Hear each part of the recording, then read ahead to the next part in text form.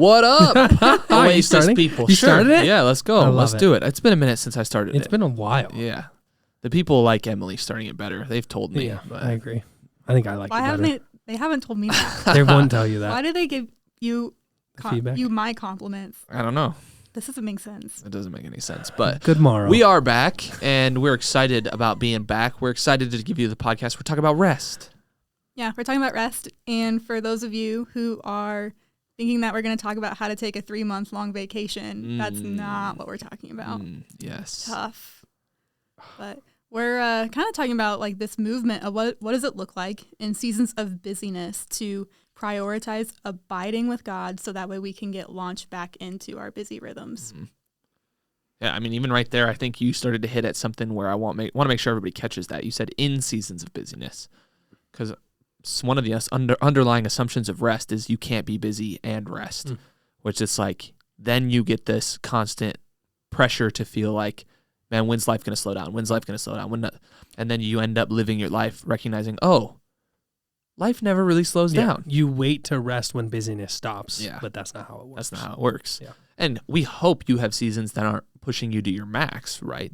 That's just good life balance. But most seasons in life have an emphasis or some kind of busyness, right? And there's that word is used all the time in different contexts, but for the most part, like you have demands on your life, whether it be school or life or work or relationship or spirituality, like those don't just disappear. So you got to learn how to rest well. Mm-hmm. But I've got a mixer for you guys. What in your life, whether it's a person, relationship, routine, activity, what refreshes your soul? Repentance, I think. Sometimes it actually does. For sure, absolutely. It changes, right? If I'm looking at rest holistically, it definitely changes. But from a soul perspective, there's something about like we have staff chapel once a month. Yeah. That is restful for my soul. Yeah. Even like when we did it, our most recent one, like it was challenging. There are things I was processing and wrestling, but it was still restful and refreshing for my soul to sit with people that I walk alongside life with and do life with and just meet in the presence of God. And then my wife always refreshes my soul. Always. That's awesome. Yeah, always. Yeah, you even said in the conflict one. Yeah. You feel like coming out the other end of conflict, but you do it with your wife and you feel rested by it. Yep. Which I'm still working towards that. For me, I've said it a couple times today in different settings, but for me, the rain has been restful lately. The other day I pulled up to work. What was that? Yesterday, 2 days ago? And it was just downpouring. It was yesterday. It was downpouring rain. And so I was like, I'm not getting out of my car yet. I saw a couple other staff members pull up and they got out of their car and they ran. And I was like, I'm just going to sit here. Did you fall asleep? No, I left the heated seat on. I got heated seats, so don't think too highly of me, but they are leather heated seats. So I left the heated seat on and I was just sitting there and I had no music. I like driving in silence. I don't know if that's weird, but I 90% of the time turn nothing on in my car. I just sit there and drive. So it was silent, warm, back, listening to the rain. And it was unbelievable. I sat there for almost 20 minutes. I'm not going to lie. And it was glorious. I'm emailing your superior. Well, I was at the church, so like it counts. Maybe. I don't know. That's cool. It was awesome. Rain's the rain. Depressing for me sometimes. Most of the time I don't like it, dude, but like that's good. I'm glad and you then experienced on the that. other side of that, like when it goes from brown to green outside. Yeah, that's fair. No, that's real. Dude. For sure. That is just such an awesome Just moment. driving by the disc golf course, like it's really green. It's really green. Yeah, it does look And good. the plants, That's like fair. when you That's see good. some of the bushes, like when you're walking up to church, there's like these daylilies they have. They're starting to sprout, and it's just like, feels like life is coming back from the ground, and it's amazing. The master gardener over here. I don't giving us all know how things. it works, right? I have these bushes in front of my house that my in-laws gave to me, and I planted them, right? And I was really nervous this spring that they wouldn't come back because they spent like a good amount of money to give me these bushes, but I don't know how to care for anything. So I was like, if they don't come back, did I just waste all their money? But they look like they're coming back. Early signs indicate thumbs up. Anyways, back to you. What refreshes your soul, Emily? Lately, well, not this week because it was too rainy, but I've been sitting on my porch and just like reading a book. during golden hour. So it's like 7:30 p.m. and the sun's going down and my house faces west. And so I can see the sun going down. Oh, wow. Which is very nice. While I read a biography about Oppenheimer. So good. Do you have a rocking chair? No. You need to get yourself a rocking chair. You need a rocking chair. Or a swing. Do you have a porch swing? I own nothing. Oh. Did you get anything during spring cleanup? Yeah, one of the pastors here gave me 2 chairs. Let's go. That's good. I love it. Great. Yeah, get yourself a rocking chair. Yeah. Set it out there. I'll drive by with my kids and we'll bother your golden hour time. You do have a nice porch, though. Yeah. Yeah, but nice. there's this cat that like loves to just come up on the porch. Don't ask me about cats. I have neighbor cats. There's like 6 cats in our neighborhood that Are they neighborhood cats or they're someone's cat? They're someone's cats, Oh, okay. but they let them free roam at any, and they come up on my porch, dude, my back porch. So like I'll be sitting on the couch and I can hear something on my back deck. It's the middle of the night, like 10 p.m. It's dark outside, and I open the curtains and there's a cat at my back, and that drives me bonkers, dude. Reason number 4 for you guys to get a dog. Maybe, I don't know. And then like I run out there really quick because I try to spook them because I think they're mentally where like if I spook them enough, maybe they'll avoid my porch because they're like that's not how cats work. You don't think? No. Oh well, you think they like it? It's like a game. No, so they just it's keep not a going game. back? They're trying to break you down mentally. It's take working, over. dude. It's working. It's working. There's like, and some of them are so ugly. Dude, I'm not kidding. We have to get to some content, but there are cute cats. I'm not a cat guy, but there are cute cats. Like babies. For sure, I guess, yeah.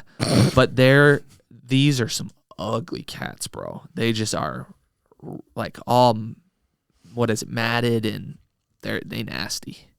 Barn. So, We call those barn cats. oh, but they live in this person's house, and I'm like, I do not want to go in your house. I can't even imagine. Jeez, we're getting way off. Dude, can you imagine the cat hair? Like, I think this person's got like 3 cats at least. And just the litter smell. Oh, if you're a cat person, you got to be aware of these things. That there's a chance your house smells like cat litter. The more you know. Yeah. Hopefully you don't smell like cat litter. Maybe ask a...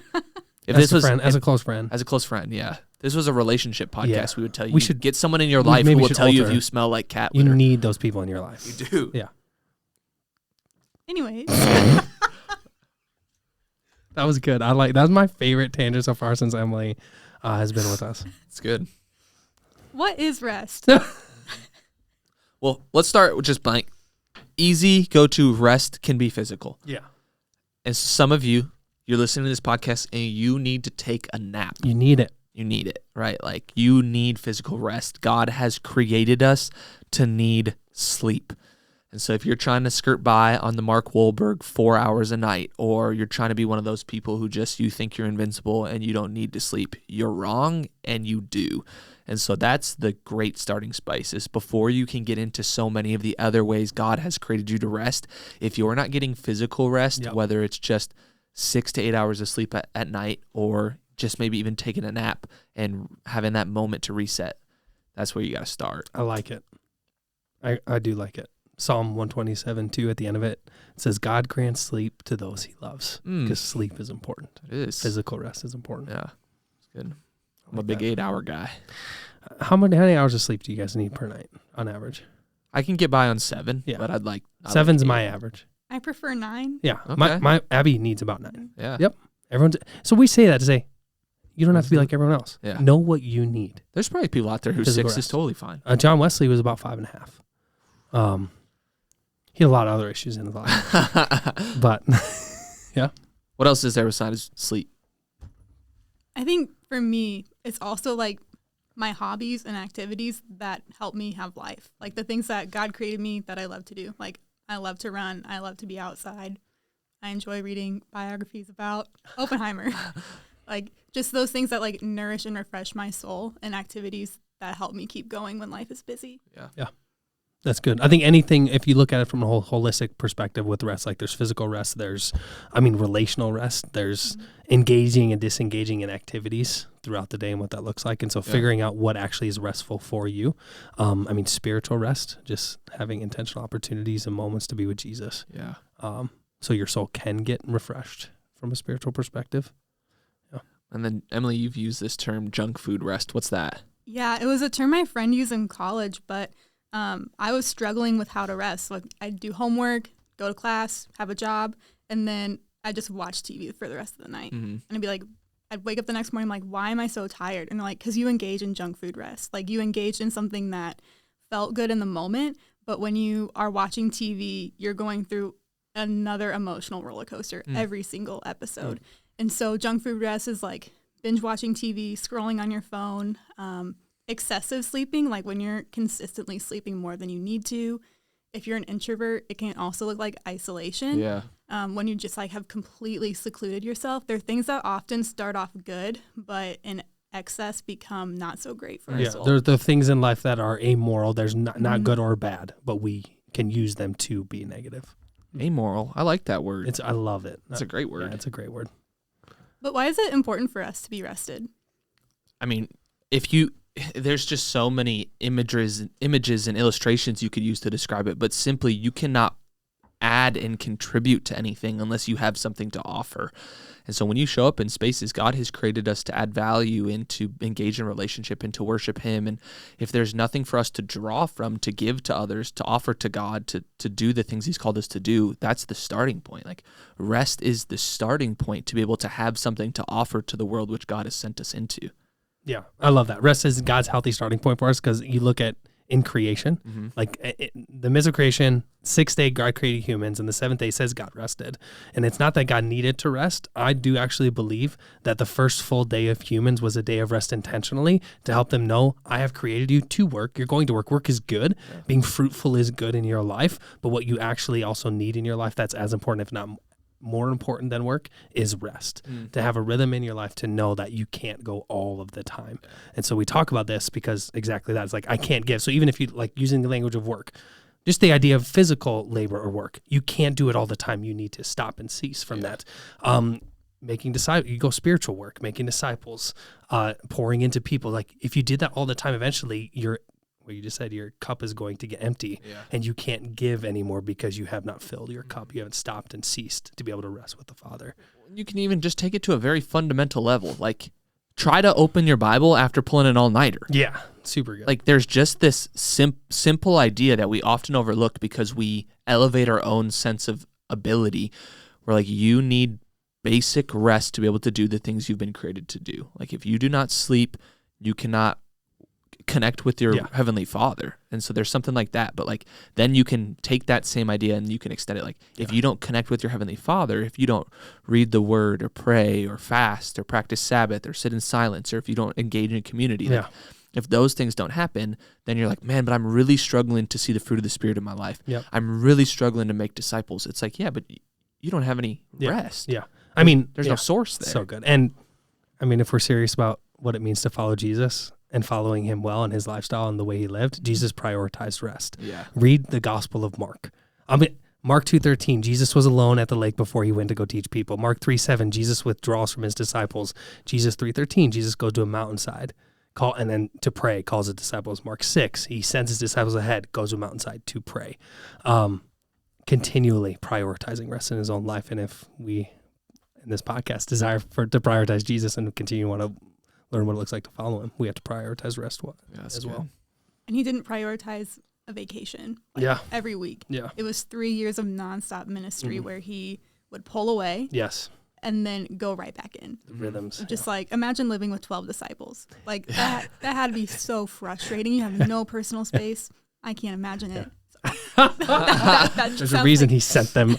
Seriously, for sure. He needed to get away. Yeah, he'd pull away for a few moments so that he could go back in and pour out. And so that's kind of like the backbone of our podcast today. How do we pull away and stop and seize and then go back in? That's great. And even in that, I think I just want to clarify attention, because we are extreme people. We go from one thing to another. And so some people who are listening to this, you need to stop doing stuff and find rest. And some people who you're listening to this is you got to get out of rest and start doing stuff. There's a tension that you have to hold here. There is the ideas culturally of burnout, but then there is also bottom out, and they have a lot of the same symptoms. Burnout is you're doing too many things. You're stretched too thin. You don't have enough input. Bottom out is you're not doing enough things, and you are just hoarding a sense of fake rest or junk food rest.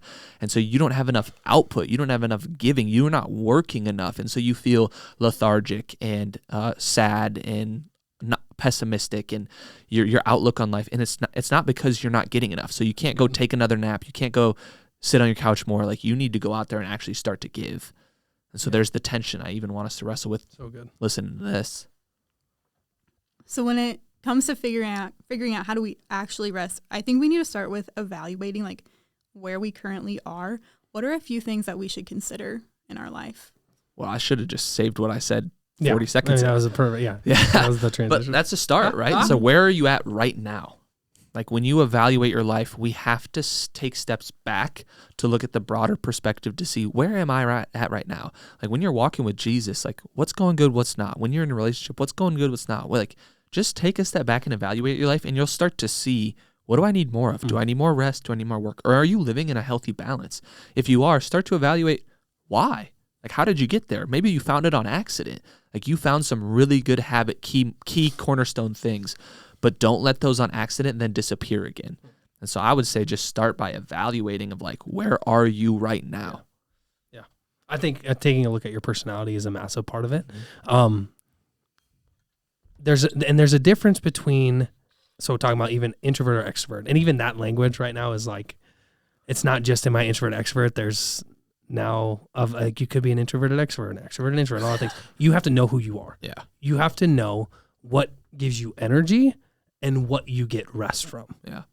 When I preach, if I'm preaching on a Sunday or whenever, being with the people gives me physical energy. Preaching mentally drains me. So I go home in this weird fog of like, I don't know what I just did. And I'm hanging out with friends who I've built relationship with. I'm physically, emotionally, relationally, spiritually rested. And then I have energy too, but I'm actually rested. And then there's some people I hang out with, even being an extrovert, that drains me. Yeah. So it's just, I have to know myself. I have to know who I can hang out with or not even hang out with, but I have to just know where I get those relational components from as an extrovert or introvert. I think just knowing yourself in general, knowing what gives you energy, what gives you rest, even the difference between those two is important. And I mean, what they're doing right now with introvert and extrovert is they're recognizing you're a human being that doesn't fit in a box. Yes. And so many people want something to give them identity. They want something to be able to say, this is who I am. And so they cling to things. And so there was a huge movement to really validate whether you're introverted or extroverted, which is good, right? There's healthy aspects of that. But as a human being, you will never be surmised or summed up with one word. And so, like, even there, right? They're just you're not going to fit in one box. Yep. How do we discern the people and activities in our life that are life-giving versus draining? Time. Ooh. Feel? Yeah, it literally is, you have to go, I think there's a season of discerning that has to take place. That's good. I think that's a good question, though, because, it's just you have to, again, evaluate it. Right? You walk away and you feel it, you think about it, you know you left that situation more drained, but if you don't take time to actually ask the question, like, why am I more drained? Yeah. You probably just jump right back into that. That's good. What do you think? I think one of the things I've done as an introvert, trying to like find friends and community has been usually like when I leave, just like, how do I feel? Mm-hmm. Like, was this a life-giving conversation? Do I feel not energized, but like I've been nourished and refreshed? Mm-hmm. Or do I feel exhausted and burnt out? And I think for some friends that I've had, it's just been through seasons of like, sometimes like we go through really hard things. And sometimes if I need to be in a role where I'm very, very supportive, that's not going to be a relationship where I feel like I can be nourished and cared for. That's just and real. Like, that's just how relationships work. You go through those seasons. And so I think it's just understanding like, I think a process of evaluating and taking time to intentionally reflect on how you feel before, during, and after. I think another thing that's good. I'm going to change the topic a little bit and talk not just personality, but we talked about activities. I, from my perspective, see people engaging in less like hobbies or like skills or activities than maybe have been before. Is that insightful? Do you guys see that? Like, I feel like the people I'm around, the people I interact with have less hobbies and like things they like to do than when I remember. Maybe it was just, maybe, I don't know, but it's like, but then when people find things they're passionate about, you can see how it gives them life. Like I have a friend who loves like crocheting now. Like she just kind of picked it up, and that's something that's really been life-giving and restful for her. But like how many people out there are like, you know what, I'm going to try crocheting. And maybe the inclination I have is we spend more time on our devices and we spend more time in front of screens. And so it squeezes our time and we don't have time for activities and stuff. But like, what are your hobbies? Like if you ask someone their hobbies, I feel like less people have a response to that than maybe used to. But maybe that's not true. I just feel like I've seen that. That's probably fair. So some of it is like become scrolling. Yeah. As you just don't have time for a hobby, but like you've spent that time in other places. And so even when it looks like this conversation, one, figure out who you are, do some evaluating, but then maybe you got to try some stuff. Yeah. You got to get out there. That's good. You got to pick up a hobby. You got to go to the gun range and see if you like that. You got to go to like a sporting event and see you got to go play a board game. You got to go pick up a new skill. Like you got to go try some stuff. And like at first you're going to find things that aren't restful, but hopefully along the way, you can pick up something where it's like, man, I really enjoy this, and it gives me life. That's good.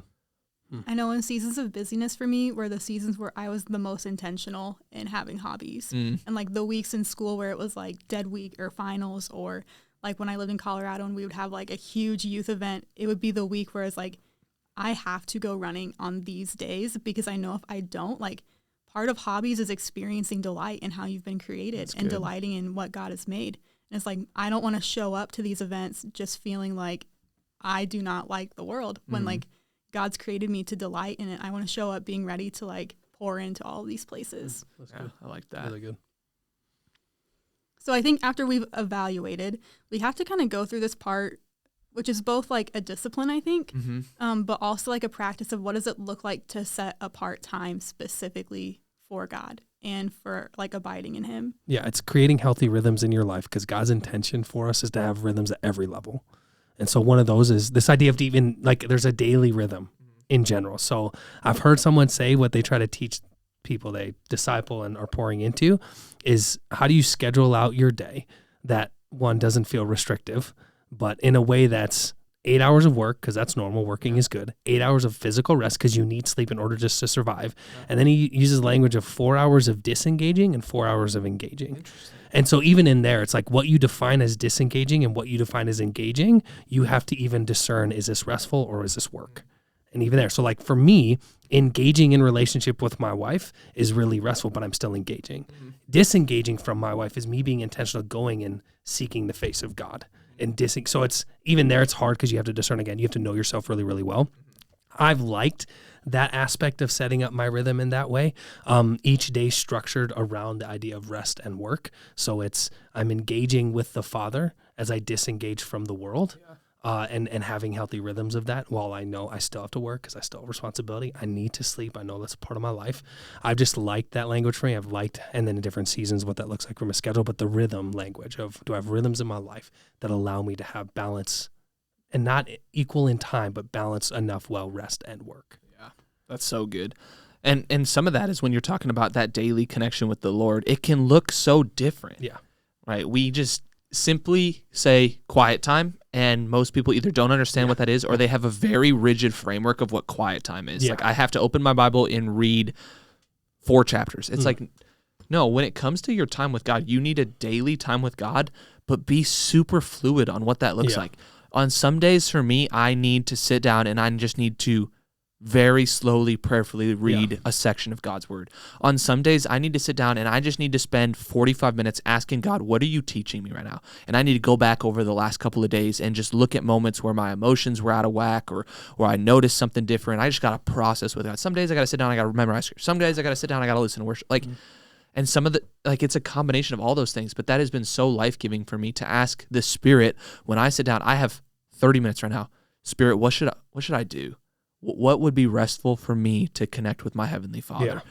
And that has just completely changed the way I connect with God on a daily basis. And it works. This works past seasons of busyness or seasons of not being busy. Yeah. Because what you need to do is you need to work out a healthy pattern that prioritizes your life circumstances. And when you have a healthy pattern of intentionally having a rhythm where I am connecting with God daily, even in a season of busyness, I prioritize that because my life circumstance dictates that I need to be connecting with Jesus. And there's certain core things, right? Like you got to make sure you read your Bible enough. Right? You can't just sit down and say, Spirit, what do you want me to do today? And then every single day, all you do is listen to one worship song, right? Like I think there are key parts of that where I know how the Spirit often leads me. And so he often leads me to the word, but I still am asking the question and being open with God, what God might speak back to me. Yeah, that's good. What advice would you give to someone who struggles with the consistency on like a daily quiet time? Emily, what advice would you give someone who struggles with the I wrestle with this question a lot. Yeah, it's a good question. First off, give yourself grace. Yeah. Like with any new routine or any new habit, you're gonna fail. You're gonna miss it. And I think one of the things the enemy loves to do with daily quiet time is to just put us in a box of guilt and shame of like, we missed it. We're terrible people. And one is open your eyes to the ways that you can connect with God anytime. Yeah. Like when you're in class, when you're at work, you can connect with him and pray and be connected anytime. And I think the other thing too is just start with 5 minutes. One of the most helpful things for me in like developing a daily quiet time was choosing a 5-minute time each day that I knew I would always have unless something crazy happened. And then I would set like a timer and I'd put my phone away and I would just sit for 5 minutes and then the timer would go off. I didn't have to check anything. I just knew that when that 5 minutes was up, and then progressively increasing that time, trying out different spiritual disciplines, like, and finding like what is filling for me, because like just like with like relationships and activities, there's spiritual disciplines that are not filling to me. There are spiritual disciplines that are filling to me, and in my daily times I want to be engaging in those where I can be daily renewed. And then more on like a weekly, monthly, yearly basis, I want to be engaging in the disciplines that maybe bring in more discomfort so I can hear a different aspect of who God is. Yeah, the reason I wrestle with the question is just like, how do you teach discipline? Yeah. Because at the end of the day, like even to show up for 5 minutes takes discipline. And some people are really good at it and some people are really, really bad at it. And so often you know what you need to do. It's just what's going to get you to do it. Yeah. And so for the person who's very high disciplined, you probably are pretty good at keeping that routine and doing what you need to do. The person who's very low disciplined, you're going to have to set up so many more safeguards and checks and accountability and practices to make sure you do the things you need to do, right? Like this goes across all of life. The person who is disciplined, it's easy for them to go to the gym. The person who's not, it's going to be a little bit harder, but that doesn't mean you don't need a gym, right? Or don't need to exercise. So there's like stuff like that where it's just how for the person who's low discipline, do you coach them in discipline? And I think you said it right. Like some of the things where it's just be consistent, don't shame yourself, set up safeguards, start small, make it easy. Like there's all that kind of stuff that's super helpful. The only thing else I'd add is I think for me, it's always helped to recognize need. When I know I need something, it changes my motivation to actually go do it. Yeah. Because in the church, you're being told you should do this. You should have a daily quiet time. You should rest. But in your soul, do you know you need that? Do you know you need time with the Father? Do you know you need rest? Because that changes. Like if you know you need it, you're not going to miss it. Like if you know you need to eat, you need to sleep, you actually will do those things. But if they're just like lofty goals or aspirations or suggestions, they're much easier to fall away in discipline. Yeah. So good. Everything you guys said. A couple things. One, I have to continually define what I mean by quiet time, devotion, and quiet and being with God. I need to continue to surrender my expectations of what I think those moments are supposed to look like or supposed to be.